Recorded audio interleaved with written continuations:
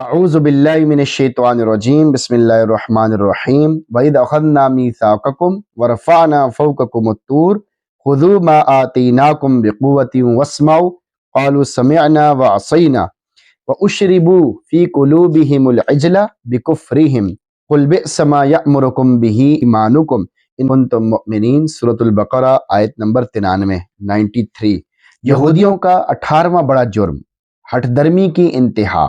وَإِذْ أَخَذْنَا مِيثَاقَكُمْ، اور وہ وقت بھی یاد کرو جب ہم نے تم سے وعدہ لیا، وَرَفَعْنَا فَوْقَكُمُ الطُّورَ، اور تم پر کوہ طور کو بلند کر دیا، یعنی پہاڑ کو ان کے اوپر کھڑا کر دیا۔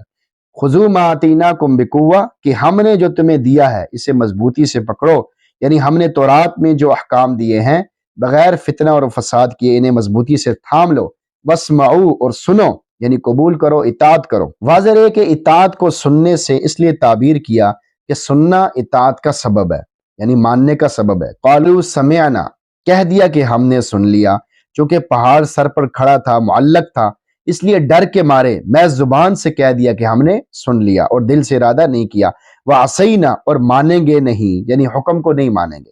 چنانچہ جب ان لوگوں نے بعد میں نافرمانی شروع کر دی تو خود بخود معلوم ہو گیا کہ اس وقت انہوں نے زبان حال سے یہی کہا تھا کہ فرمانبرداری نہیں کریں گے، اس لیے زبان حال کی حالت کو ان کی طرف منسوب کیا گیا۔ آگے ان کی نافرمانی کی وجہ بیان فرما رہے ہیں۔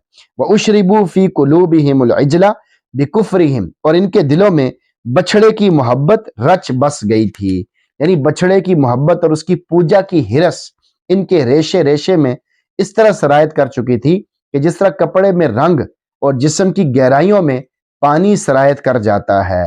نکتہ، ان سے ایسی کبھی حرکات کیوں صادر ہوئیں؟ جواب، یہاں لطیف استعارہ ہے، اور وہ یہ کہ جس طرح پانی زمین کی زندگی کا مادہ ہے اور اس سے زمین اگتی ہے، اسی طرح بچھڑے کی محبت اور شرک ان کی قباحتوں اور بری حرکتوں کا مادہ تھی، جس کے بعد ان سے کبھی اور بری حرکتیں سرزد ہوتی تھیں۔ اس سے اندازہ لگایا جا سکتا ہے کہ گندی چیز کی محبت انسان کو کہاں سے کہاں پہنچا دیتی ہے، پھر انسان توبہ بھی نہیں کرتا، معافی بھی نہیں مانگتا، ایمان کے بغیر بعض دفعہ دنیا سے چلا جاتا۔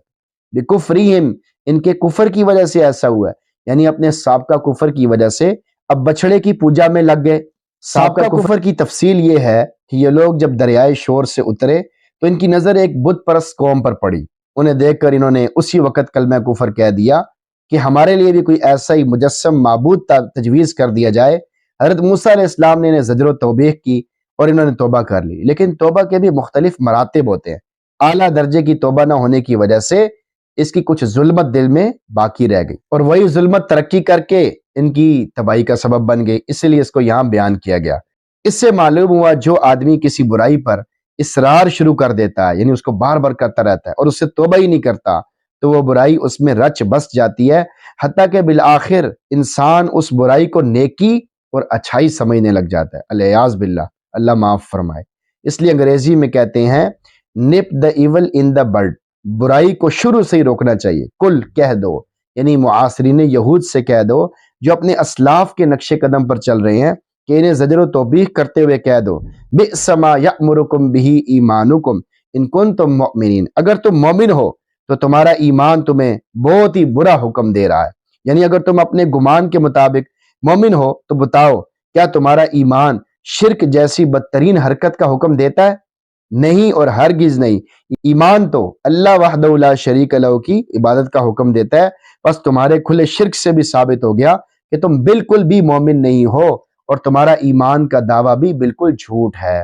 آیت کا میسج آپ کے نام، اپنے ایمان کا جائزہ لیں۔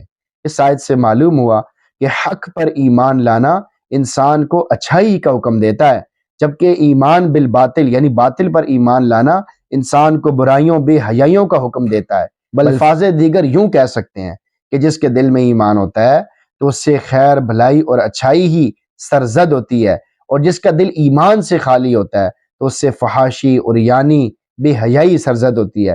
اس سے ہر آدمی اپنے ایمان کا جائزہ لے سکتا ہے، اور جائزہ لے کر پھر اپنے بارے میں فکر کرے، توبہ استغفار کرے، اللہ سے بار بار معافی مانگے، تاکہ اللہ تعالیٰ کہیں ناراض ہو کر اسی کام میں نہ کہیں لگا دے، ناراض ہو کر کہیں وہی میری طبیعت نہ بنا دے، کیونکہ اللہ اگر توفیق نہیں دیں گے تو آپ بچ بھی نہیں سکتے۔